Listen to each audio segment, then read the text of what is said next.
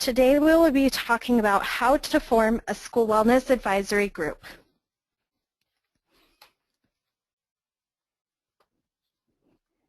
To begin, I'd like to take a poll and have everyone answer the question, has your district or school already formed?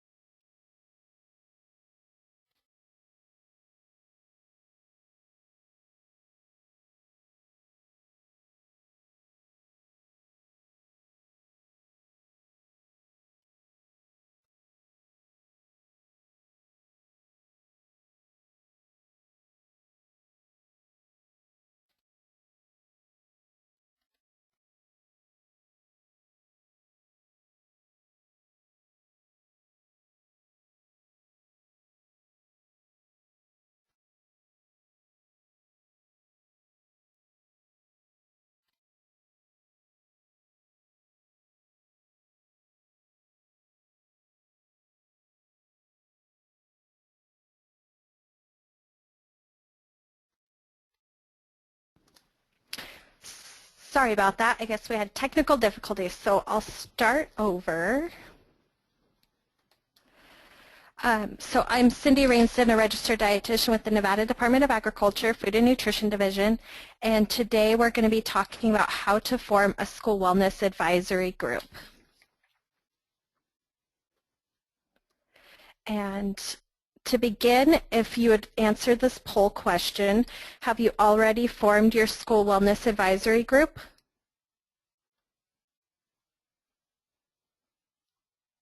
And just select yes, no, or if you don't know, you can answer I don't know.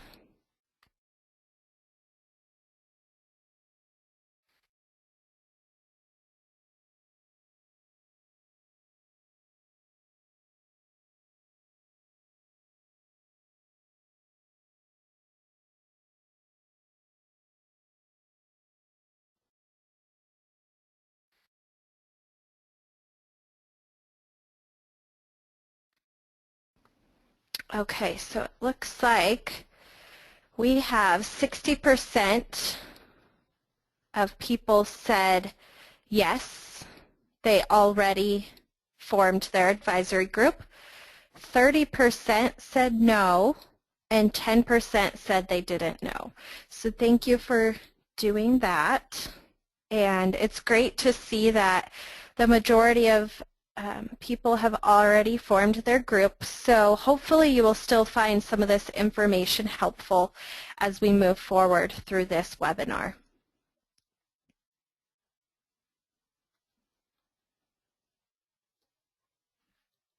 Okay, so what are the requirements for a school wellness advisory group? Each school district or school was required to establish a diverse team of stakeholders to assess the school district or school's individual needs and develop a wellness policy that meets the operational realities of the school or district and works to improve health and wellness outcomes for the students. The School Wellness Advisory Group must meet a minimum of 2 times a year to review and update the local school wellness policy. As the school or district's needs change, goals are met, new information emerges, and annual reviews are completed, groups may need to meet more often. Information on how individuals and the public can get involved in your school wellness advisory group must be reported on your annual review, and this information will be made publicly available. We're planning to get the implementation surveys out this spring. So look for that in March or April, and we'll have the results by the end of the school year. Who is responsible for leading the advisory group? Each school, district, and/or school is required to have at least one or more people designated to be the school wellness leadership. We have used the term school wellness coordinator to describe this position. This is the person that would be responsible for leading the advisory group. Some people have asked what makes a good school wellness coordinator, and these are just a few of the characteristics. The coordinator should be someone who fully understands the local school wellness policy requirements, someone who can facilitate the development and implementation of the local school wellness policy, and this person should have the authority and responsibility to ensure that each school complies with the policy. Because of the variety and background of persons required to be included in the wellness advisory group, the school wellness coordinator should have excellent communication skills and be able to delegate tasks.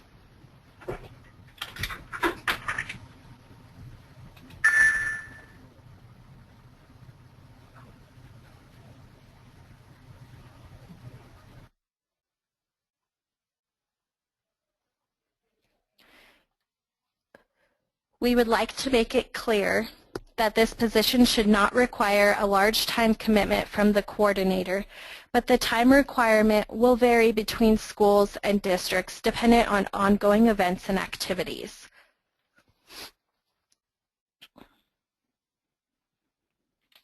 What is the role of the advisory group? The advisory group will need to review the current school wellness policy. Depending on your school or district, this policy may be the same one that went into effect in 2006. Since then, your specific needs may have changed. Advisory group members should assess the current school district or school needs and discuss with school or district administration or leadership as appropriate. In some cases, school boards may need to approve any changes to the school wellness policy. Advisory groups should revise or develop a policy that meets the minimum state school wellness requirements. It is important to remember that school districts or schools are able to make their own school wellness policies more restrictive than what is the state minimum school wellness policy.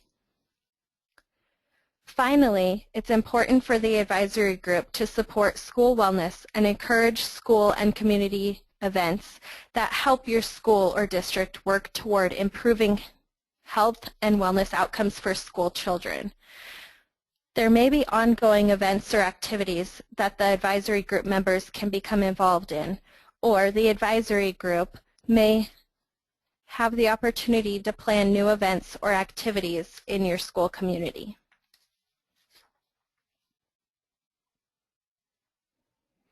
How do I start an advisory group? Each school district or school is required to include a plan that identifies representatives from an array of groups that have an interest in school wellness. The first step in forming an advisory group is to determine any member of the community that would be beneficial for achieving a wide range of opinions and depth of knowledge. The goal should be to form a plan to contact all of these groups to solicit their participation in the advisory group. In Nevada's School Wellness Policy Best Practices Manual, we have a sample letter that you may find helpful to use when contacting potential group members. Who should be included as part of the advisory group? Community involvement includes allowing parents, students, teachers, school health professionals, representatives of the school food program staff, and the general public the opportunity to participate in the development, implementation, and periodic review of the local school wellness policy. The goal is to establish a diverse school wellness team. Your specific district or school may not have one of each of these members on your advisory group, but we do encourage you to strive for that. As part of the general public, some suggestions may be a local pediatrician, a registered dietitian, a public health professional, health and human services employee, or even a WIC employee. Those are great places to start. A lot of these groups have local associations or chapters that could provide information on members that may be interested in participating. All of these different groups can be targeted in various ways. School employees may be contacted through handouts or flyers that could be shared on the school staff boards or during the meetings in the staff lounge, or even putting flyers in staff mailboxes. Health professionals in the community can be reached through local professional groups or associations, such as the state or local nutrition or dietetics association. Most of the groups have emails for the president, so contact them for more information on how to contact their interested members. To contact the general public, you can bring the school and community group together by hosting an open house. Have a picnic or a buffet dinner. Create a master list of ideas for the coming year.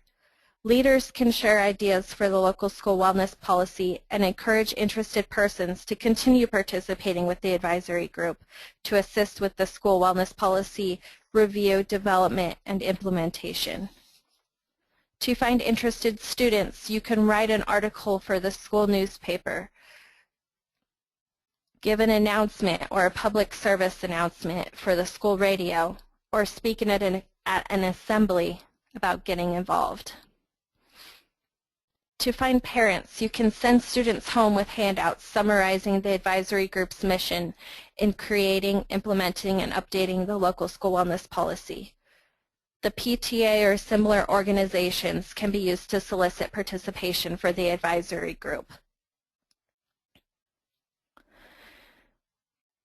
Contact your local WIC and pediatrician offices and share your school's policy and goals. You can ask to leave copies of your local policy or informational handouts with your contact information on how interested persons can get involved in their offices. You can also reach out to community co-ops, farmers markets, agriculture advisory commissions via email or in person, and invite some of these members to participate in the advisory group to provide expertise in their field. The important thing to remember is that the goal is to establish a diverse school wellness team to provide the best feedback possible. How often will the advisory group need to meet? As I mentioned earlier, there is a requirement for the advisory group to meet a minimum of 2 times a year. More frequent meetings may need to occur initially as you're meeting to review, revise, and develop your new policies. The frequency of meetings is also going to depend on ongoing community and school activities. If you're busy planning events, you may be meeting more often.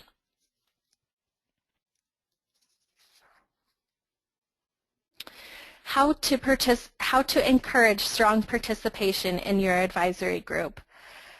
I think it's important for everyone to feel welcome and valued.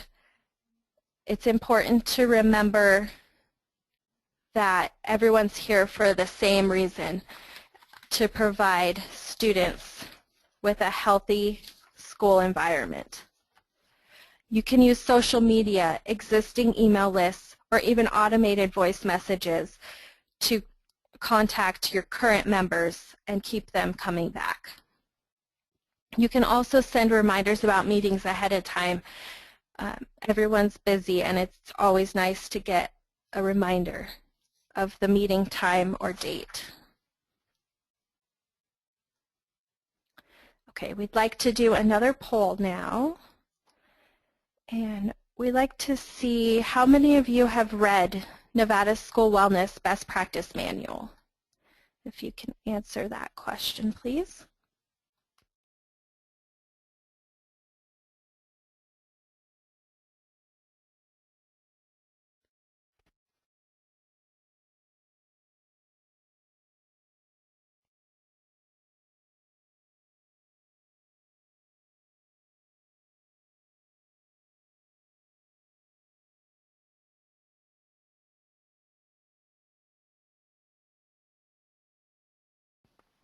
Okay, so looks like we had 73% of you that have read it and 27% said no. The best practice manual can be found on our website, and it's at the end of the slides under the resources. So it's a great resource, and a lot of this information is in there along with a ton of other stuff that may be helpful for you. Okay, so just a little more information on how to maintain a cohesive and successful group. Schedule and prepare your meetings well in advance. Make sure that everyone knows the time, place, and dates that the meetings are going to take place. It's important to have a structured agenda so everyone knows what the meeting's going to be about, what items are going to be discussed, so people can plan and prepare information ahead of time. Again, respect group members' contributions. There's going to be a variety of individuals participating, and it's important to remember that everybody has good ideas and can contribute in some way. Setting clear expectations of group members is important as well, so everybody knows what they're expected to do. And delegating tasks is a great way for people to know what they're responsible for. It's also important to keep members informed. This can be done by creating an advisory group Twitter or Facebook account. You can send messages to the advisory committee with any updates, ideas, meeting reminders, etc. You can also create a shared blog or online document, such as a Google Doc, of the school wellness policy and suggested ideas. These can be edited from anywhere by any member. You can also include an email address on your website where interested individuals can reach out to the group. Consider alternative methods of sharing ideas. Send out group emails, make a blog, have a Facebook page, hold conference calls, create these online documents. I think it's important to keep the members fully informed of all policy changes or updates, and the members updated on their goals and either what's being worked on, what has already been met, and where the group is going. Okay, so here are what resources are available to help. Nevada's School Wellness Policy Best Practices Manual has some great information in it, and we worked hard on that to pull together some content for each of the different sections of the school wellness policy. So it includes the advisory group information along with everything else. There's some general websites for advisory board guidelines, tips for creating an effective advisory board, ways to engage all kinds of leaders, and a collaborative leadership structure. So this one talks about communities, schools, and families, how to get everybody involved and work towards the common good. So these are some great resources that you may find helpful. Okay, does anybody have any questions? If you do, feel free to type them into the question box or we can try to unmute you if you raise your hand, but we find that the question box is probably the easiest way for people to ask questions.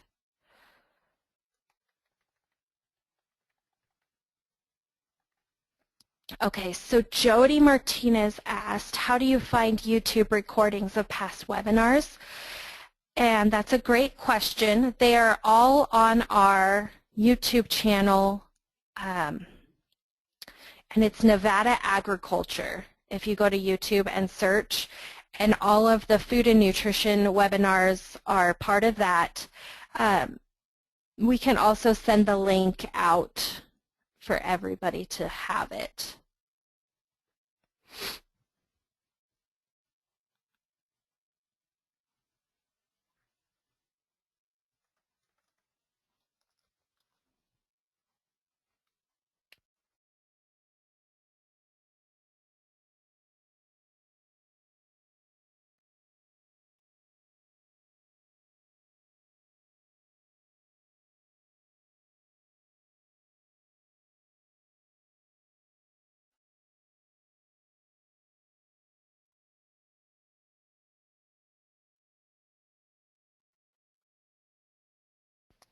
Okay, Stella asked, how do you find the emails that were listed? And I'm not sure that I know exactly what you're asking. If it's the email that was on one of the slides, the letter is in the best practices manual, the example.